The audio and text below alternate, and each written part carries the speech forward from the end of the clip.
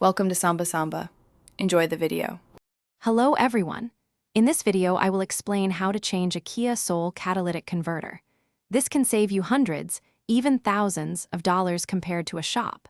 First, prioritize safety by ensuring your vehicle is completely cool and securely lifted on sturdy jack stands. Disconnect the negative battery cable to prevent any electrical issues.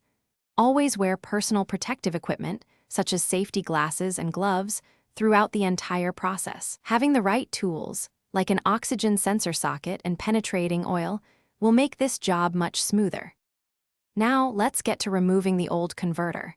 You'll find the catalytic converter underneath your Kia Soul, usually close to the engine. Begin by carefully disconnecting both the upstream and downstream oxygen sensors. These can be delicate. Next, liberally apply penetrating oil to any rusted bolts and give it a few minutes to work its magic. Then, proceed to remove any heat shields, mounting brackets, and the exhaust manifold nuts that secure the converter in place. Patience here is key to avoid stripping bolts. With the old converter out, it's time for the new one. First, ensure all mating surfaces are perfectly clean before placing the new gasket. This helps prevent exhaust leaks. Now, carefully position the new catalytic converter assembly, securing it with a fresh gasket. It's a smart move to apply anti-seize compound to the bolt threads. This will make any future removals much easier.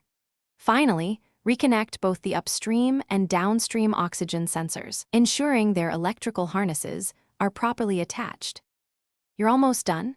Now, tighten all nuts and bolts to their specified torque, typically between 22 and 30 foot-pounds for the manifold nuts and 24 to 33 foot-pounds for the oxygen sensors.